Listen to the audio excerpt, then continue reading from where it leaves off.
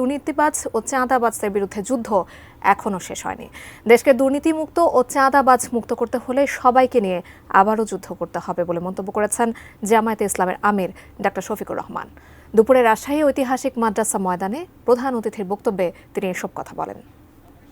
যারা ঘুষ বাণিজ্য করেন, আবার মামলা বাণিজ্য অনেকে করেন, তাদের প্রতি আমাদের আন্তরিক অনুরোধ, ভাই কাজগুলো করিয়েন না।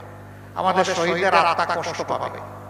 আর আমাদের জীবন্ত সন্তানেরা যারা শহীদ হওয়ার নিয়ত করে ঘর থেকে বের হয়ে রাস্তায় সেদিন লাখ লাখ সন্তান, কোটি কোটি সন্তান নেমেছিল, তারা অন্তরে বড় কষ্ট পাবে।